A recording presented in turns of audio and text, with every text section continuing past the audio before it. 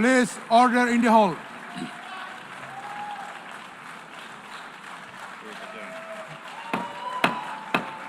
Please order in the hall.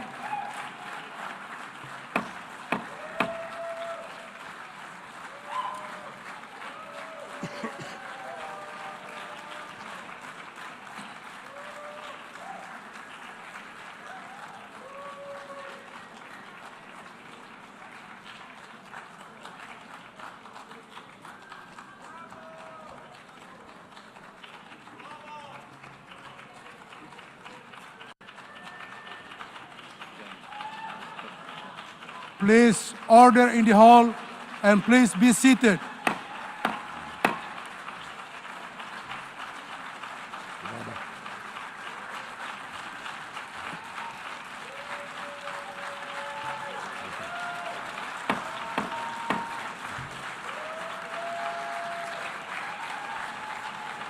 Please order in the hall.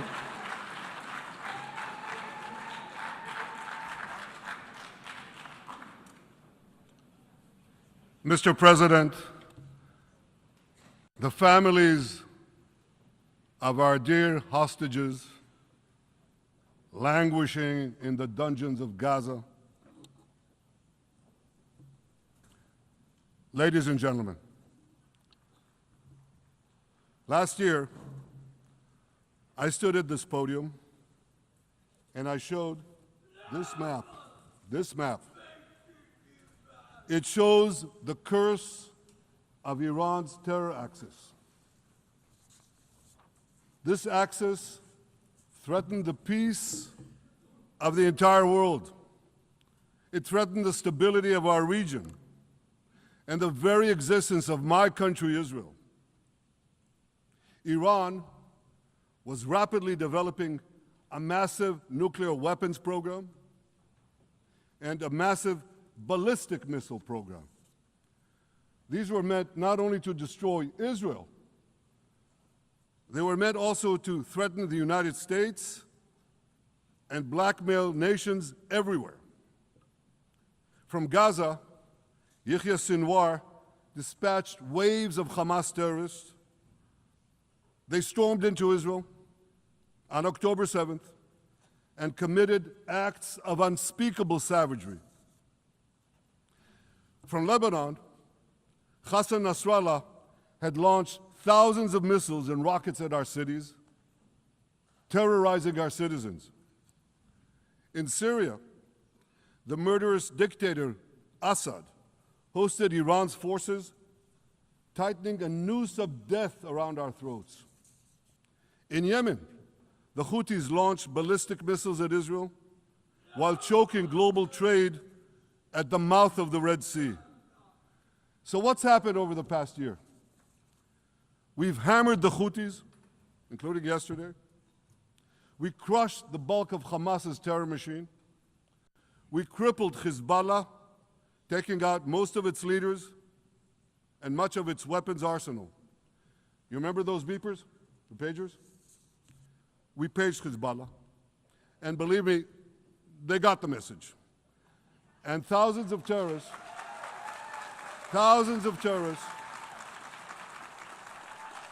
dropped to the ground. We destroyed Assad's armaments in Syria. We deterred Iran's Shiite militias in Iraq. And most importantly, and above anything else that I could say to you or that we did in this past year, in this past decade, we devastated Iran's atomic weapons and ballistic missiles programs.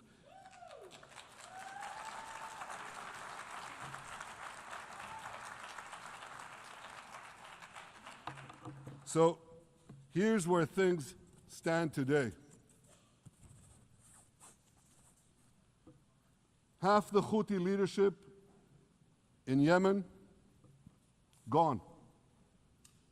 Yahya Sinwar in Gaza, gone. Hassan Nasrallah in Lebanon, gone. The Assad regime in Syria, gone. Those militias in Iraq, well, they're still deterred. And their leaders, if they attack Israel, will also be gone. And for Iran's top military commanders and its top atomic bomb scientists, well, they're gone too.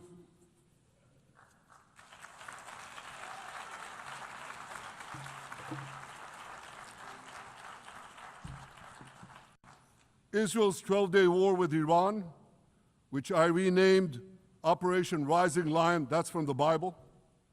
This 12-day war will go down in the annals of military history.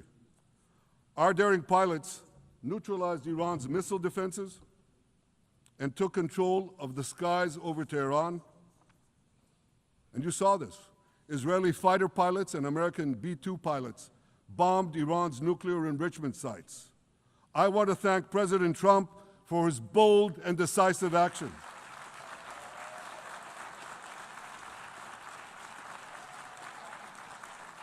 President Trump and I promised to prevent Iran from developing nuclear weapons, and we delivered on that promise.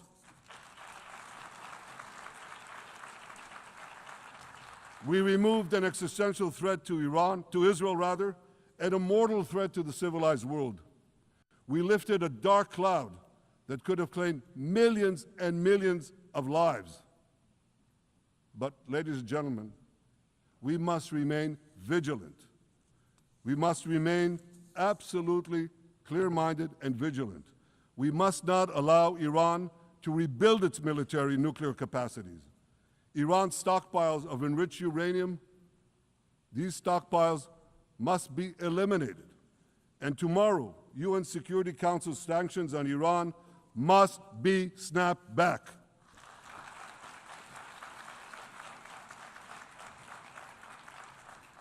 Thanks to the resolve of our people, the courage of our soldiers, and the bold decisions we took, Israel rebounded from its darkest day to deliver one of the most stunning military comebacks in history.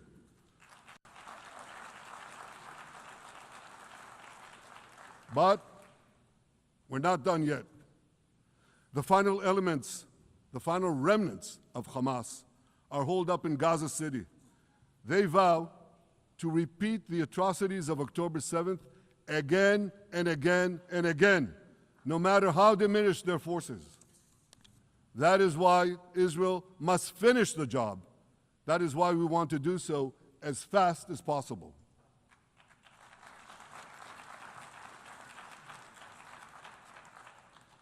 Ladies and gentlemen, much of the world no longer remembers October 7th.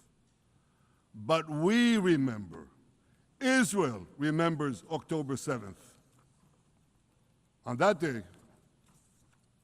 well, I'll tell you, you can remember October 7th too. You see this large pin here? It's a QR code.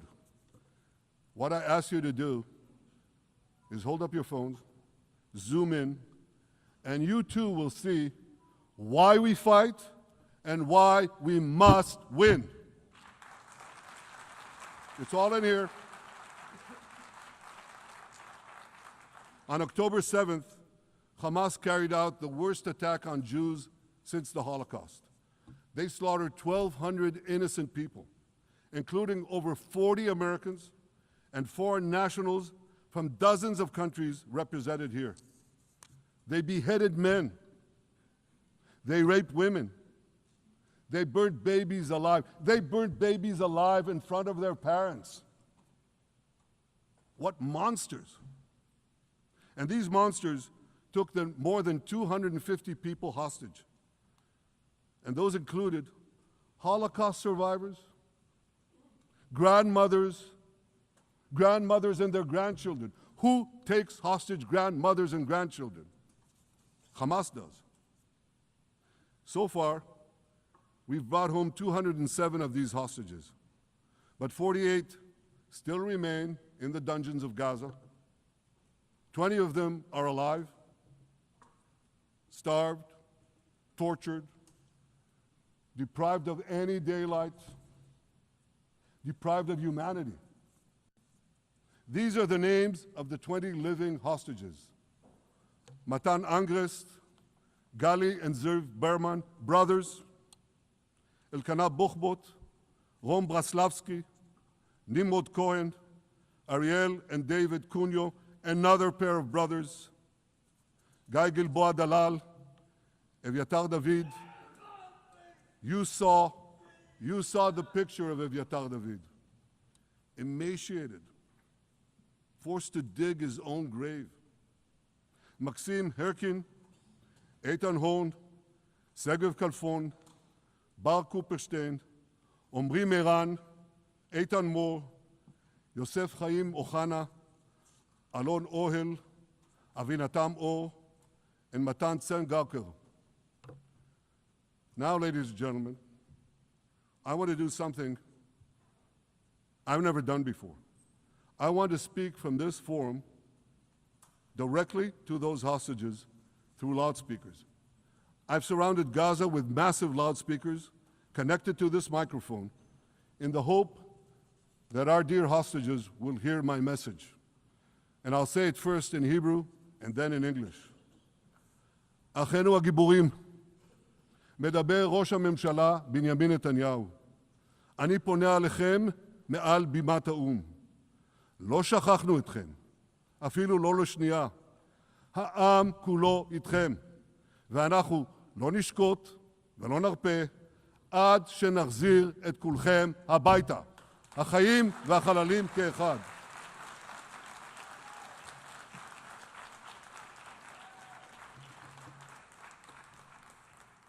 Our brave heroes. This is Prime Minister Netanyahu speaking to you live from the United Nations. We have not forgotten you, not even for a second. The people of Israel are with you. We will not falter and we will not rest until we bring all of you home.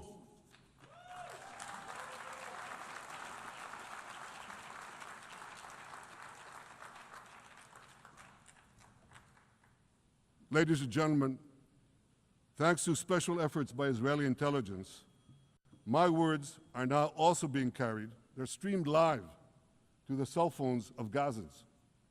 So to the remaining Hamas leaders and to the jailers of our hostages, I now say, lay down your arms.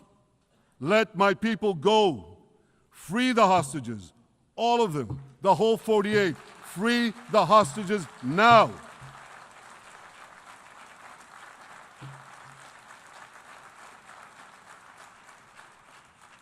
If you do, you will live. If you don't, Israel will hunt you down. Ladies and gentlemen, if Hamas agrees to our demands, the war could end right now. Gaza would be demilitarized, Israel would retain overriding security control, and a peaceful civilian authority would be established by Gazans and others committed to peace with Israel. And of course, you understand that the war in Gaza has affected every Israeli. But I'm sure there are people in New York or in London or in Melbourne and elsewhere who are probably thinking, what does all of this have to do with me? And the answer is everything. Because our enemies are your enemies. So let's do something else. So first at the UN, let's do a pop quiz. And raise your hand if you know the answer. Here's the first question. Who shouts death to America?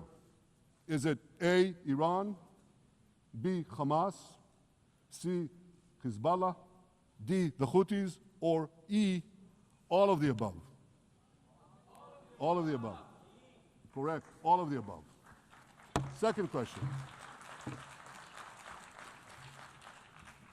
Who has murdered Americans and Europeans in cold blood? Is it A, Al-Qaeda, B, Hamas, C, Hezbollah, D, Iran, or E, all of the above? All of the above. Correct. Again. So here's the point I wanted to make.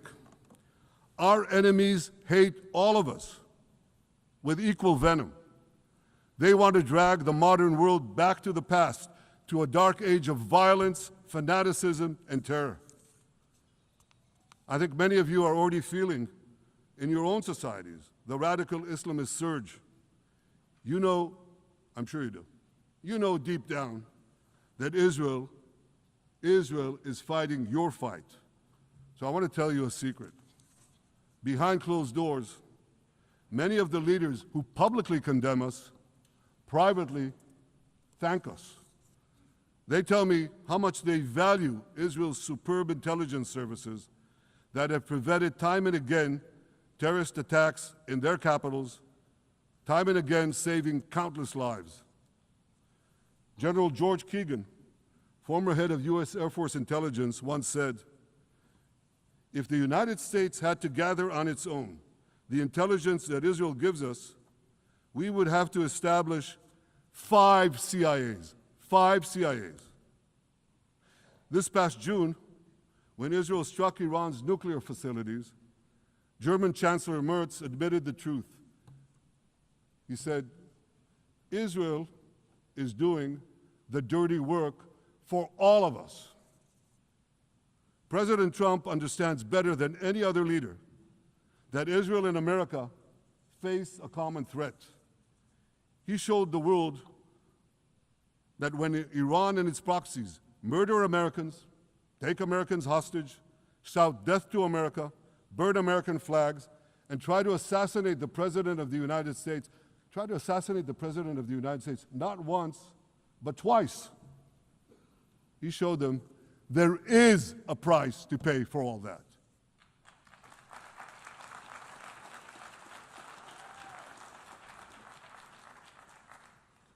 But regrettably, many leaders who are represented in this hall, they send a very different message. Sure, in the days immediately following October 7th, many of them supported Israel. But that support quickly evaporated when Israel did what any self-respecting nation would do in the wake of such a savage attack. We fought back. Now just imagine, just sit back for a second and imagine an attack against America proportioned to the attack against Israel on October 7th. Imagine a regime, a terror regime, dispatching thousands of terrorists to invade the United States. They massacre 40,000 Americans. They take 10,000 Americans hostage. What do you think America would do? You think America would leave that regime standing? You don't think that. No way, not a chance. The United States would wipe out that terror regime and ensure that such savagery would never threaten America again. This is precisely what Israel is doing in Gaza. We're wiping out the terror regime of Hamas and ensuring that this savagery will never threaten Israel again. That's what we are doing. That's what any self-respecting government would do.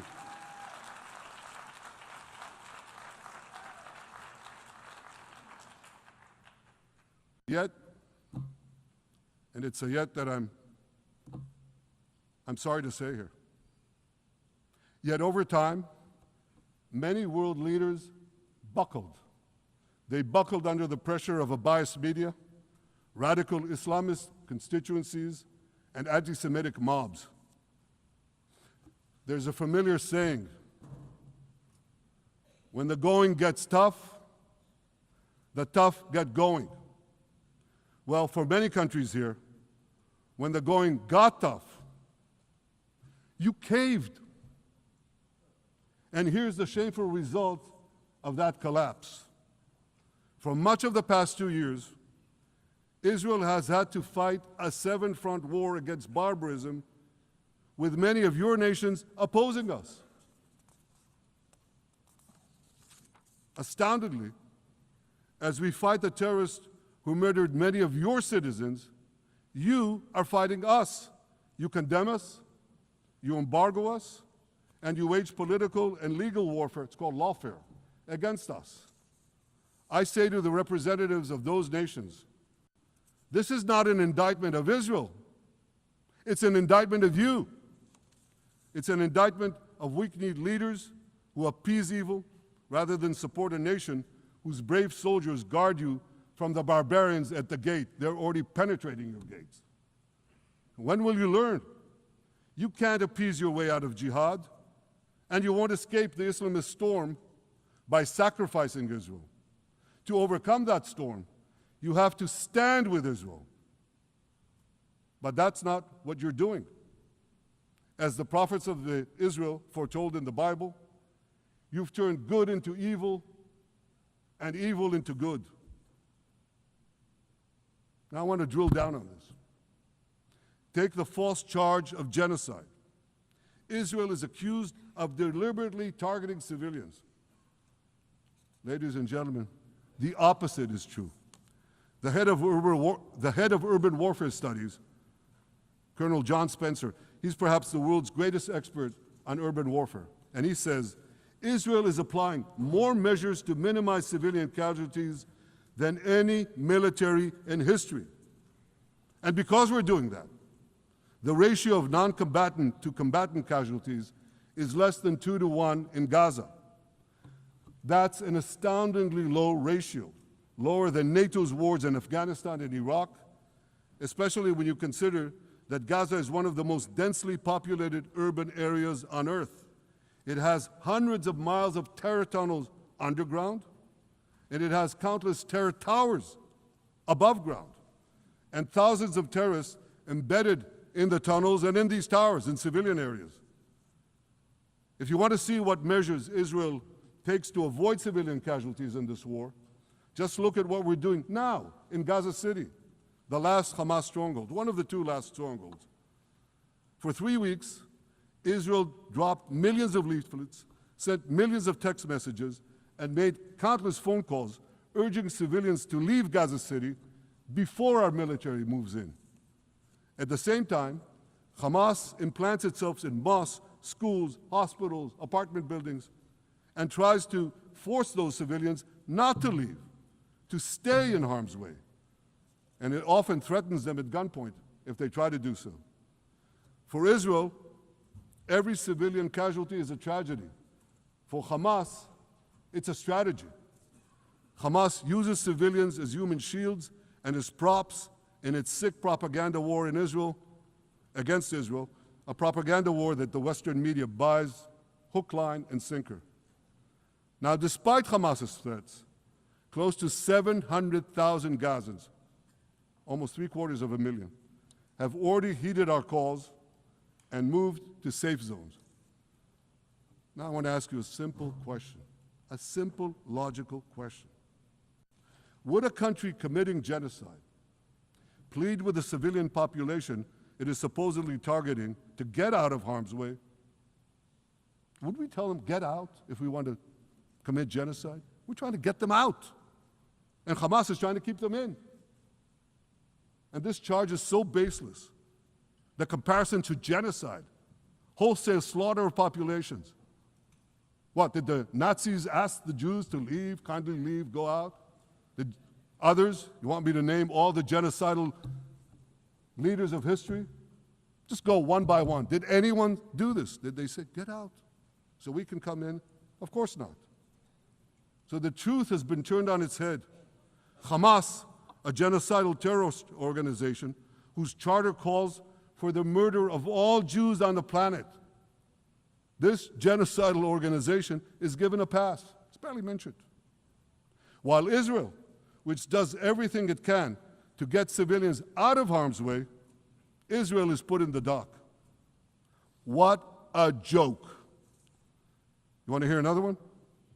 Israel is accused of deliberately starving the people of Gaza when Israel is deliberately feeding the people of Gaza.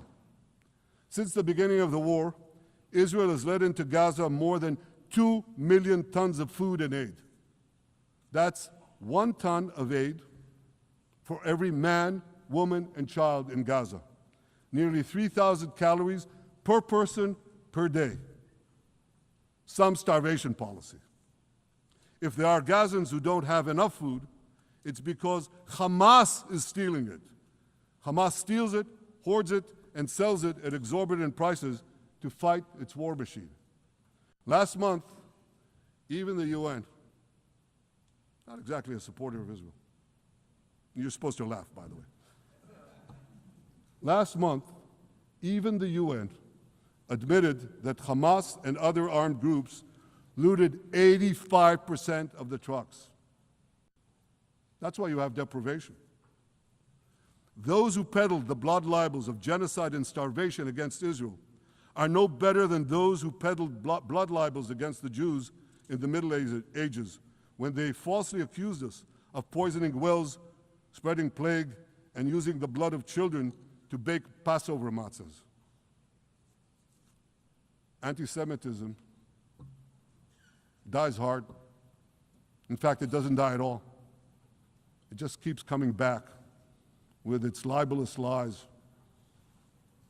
refurbished, regurgitated over and over again.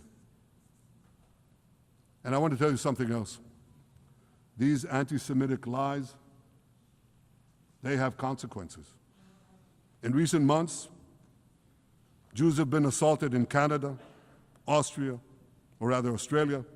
Britain, France, the Netherlands, and elsewhere. Here in America, an elderly Holocaust survivor was burned to death in Colorado. And a beautiful young couple from the Israeli embassy in Washington was brutally gunned down right in front of the Holocaust Museum there.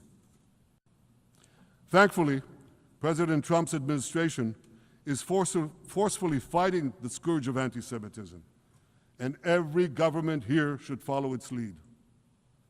But instead, many do the opposite. They actually reward the worst anti-Semites on earth. This week, the leaders of France, Britain, Australia, Canada, and other countries unconditionally recognized a Palestinian state. They did so after the horrors committed by Hamas on October 7th. Horrors praised on that day by nearly 90% of the Palestinian population. Now, let me say that again. Nearly 90% of Palestinians supported the attack on October 7th. It's not supported only, they celebrated it. They danced on the rooftops. They threw candies. That's both in Gaza and in Judea, Samaria, the West Bank, as you call it. And it's just the way they celebrated another horror, 9/11. They danced on the rooftops. They cheered. They threw candy. You know what message the leaders who recognize the Palestinian state this week sent to the Palestinians? It's a very clear message. Murdering Jews pays off. Well, I have a message for these leaders. When the most savage terrorists on earth are effusively praising your decision, you didn't do something right. You did something wrong, horribly wrong. Your disgraceful decision will encourage terrorism against Jews and against innocent people everywhere. It will be a mark of shame on all of you. But wait a minute, Mr. Prime Minister, they tell me. Wait a minute. We believe in a two-state solution where the Jewish state of Israel will live side by side in peace with the Palestinian state. There's only one problem with that. The Palestinians, they don't believe in this solution. They never have. They don't want a state next to Israel. They want a Palestinian state instead of Israel. And that's why every time they were offered a Palestinian state, but were required to end the conflict with Israel and recognize the Jewish state, every time, over the decades, they turned it down. And that is why every time they were given territory, they used it to attack us. In fact, they effectively had a Palestinian state in Gaza. So what did they do with that state? Peace? Coexistence? No. They attacked us time and time again. totally unprovoked. They fired rockets into our cities. They murdered our children. They turned Gaza into a terror base from which they committed the October 7th massacre. So here's the uncomfortable truth. The persistent Palestinian rejection of a Jewish state in any boundary is what has driven this conflict for over a century. It is still driving it. It's not the absence of a Palestinian state. It's the presence and existence of a Jewish state. And I find it amazing that the foreign chancelleries and the ministries and all those who pontificate about this, and the leaders, how can they not see this basic truth when it is repeated again and again and again ad nauseum? And I want to say something else. This rejection of a Jewish state not only applies to Hamas, it also applies to the so-called moderate Palestinian Authority. You should know that the Palestinian authorities pays terrorists to slay Jews. The more Jews the terrorists slay, the more the Palestinian Authority pays. The Palestinian Authority names its government buildings, its public squares, its schools, after the mass murderers of Jews, which they glorify as martyrs. They pay and glorify not just the killer of Jews, but also killers of Christians. Christians like Taylor Force, an American veteran who was brutally murdered in Israel by Palestinian terrorists. But, that I hear from the Western leaders. They tell me, the PA promised us it will reform. And I know this time, Prime Minister, it will be different. Yeah, right. We've heard these promises for decades. They always promise. They never deliver. Because you see, the Palestinian Authority is corrupt to the core. They haven't held elections in 20 years. They use the same textbooks as Hamas, exactly the same textbooks. They teach their children to hate Jews and destroy the Jewish state. And Christians don't fare much better. When Bethlehem, the birthplace of Jesus, was under Israeli control, 80% of its residents were Christians. But since the PA took control, that number has dwindled to under 20%. These are the people you want to give a state to? What you're doing is giving the ultimate reward to intolerant fanatics who perpetrated and supported the October 7th massacre. Giving the Palestinians a state 1 mile from Jerusalem after October 7th is like giving Al-Qaeda a state 1 mile from New York City after September 11th. This is sheer madness. It's insane, and we won't do it.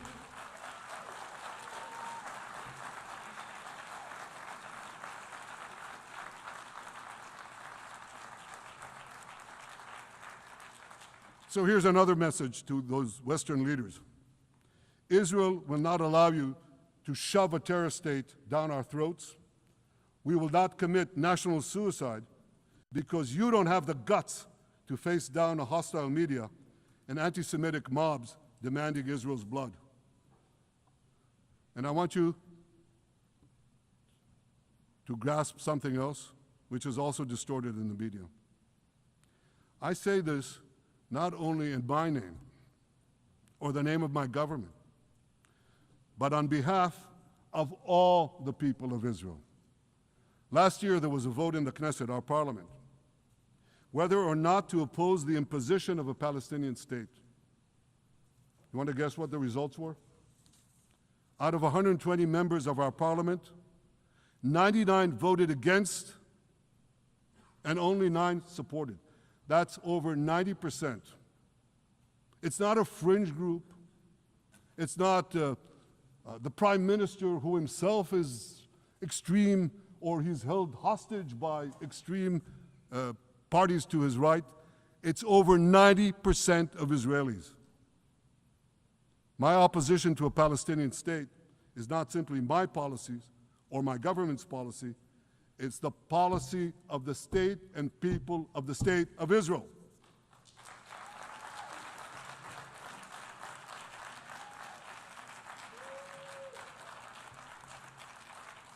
Western leaders may have buckled under the pressure. And I guarantee you one thing, Israel won't. Israel's victories over the Iranian... Thank you, I know you won't too, that's good. Israel's victories over the Iranian terror axis have opened up possibilities for peace that were unthinkable 2 years ago. Take Syria. For decades, the very idea of peace between Israel and Syria seemed unimaginable. Well, no more. Today, we have begun serious negotiations with the new Syrian government. I believe an agreement can be reached that respects Syria's sovereignty and protects both Israeli security and the security of the minorities in the region, including the Druze minority. From the founding of Israel, Jews and Druze have been brothers in arms. We have fought together, we've bled together, we built our lives together. When I was a young commander in Israel's Special Forces, my own life was saved by the invaluable advice given to me by a great friend, Salim Shufi, a heroic Druze IDF veteran. And that's why I couldn't sit idly by, nor could Israel sit idly by, while the Druze were being slaughtered by jihadists. And I instructed our forces to stop the massacre, which they promptly did. Peace between Israel and Lebanon is possible as well. I call on the Lebanese government to also begin direct negotiations with Israel. I commend it for its declared aim to disarm Hezbollah. But we need more than words.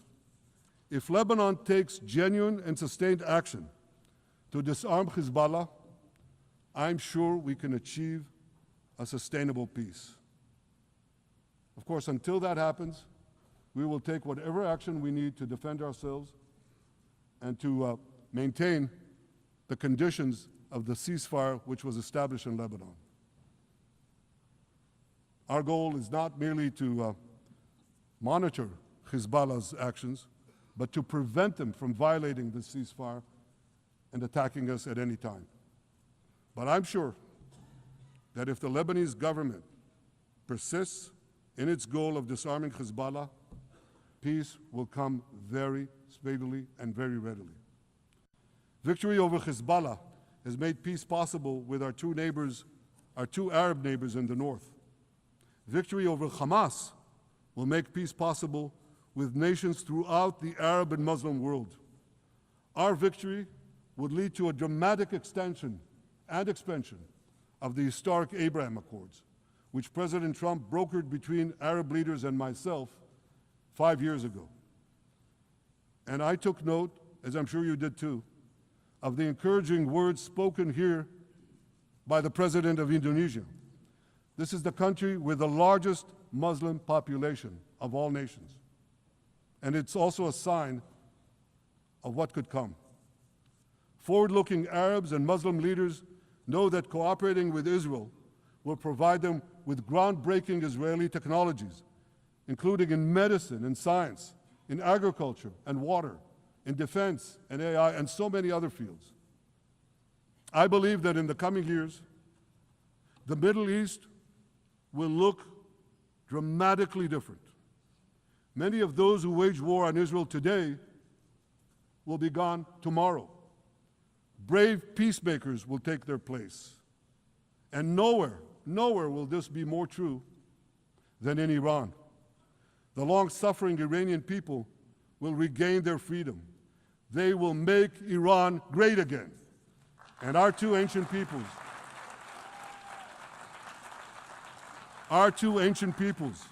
the people of Israel and the people of Iran, will restore a friendship that will benefit the entire world. Ladies and gentlemen, the horrors that happened on one dark day, October 7th, those horrors happened countless times during the centuries of my people's exiles among the nations. Jewish blood was cheap. Jews were killed with impunity. we had to beg others to defend us. The rise of Israel did not mean that the attempts to destroy us would end. It meant that we could fight back against those attempts. And that is exactly what Israel has done since October 7th. Our sons and daughters fought like lions. Our brave soldiers donned their uniforms and rushed into battle. They were armed with the dreams of the 100 generations of Jews who came before them. The dream of living as a free people in the land of Israel, our beloved homeland for more than 3,000 years. The dreams of living in our own independent state. The dream of having an army to defend ourselves. And the dream of being a light unto the nations, a beacon of progress, ingenuity, innovation, for the benefit of all humanity. On October 7th, the enemies of Israel tried to extinguish that light. 2 years later, the resolve of Israel and the strength of Israel burned brighter than ever.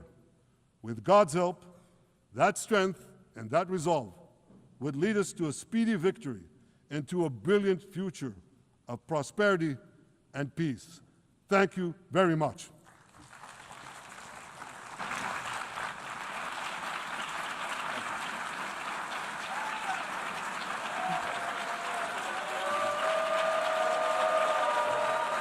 On behalf of the Assembly, I wish to thank the Prime Minister of the State of Israel.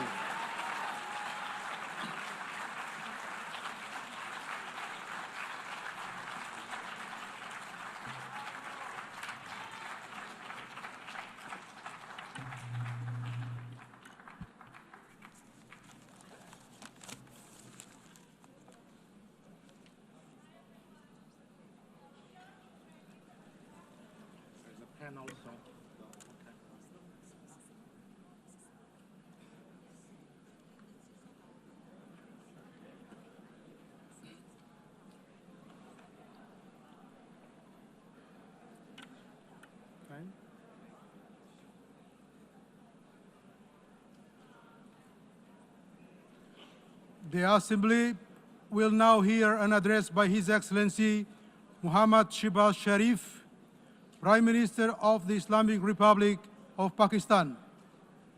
I request protocol to escort His Excellency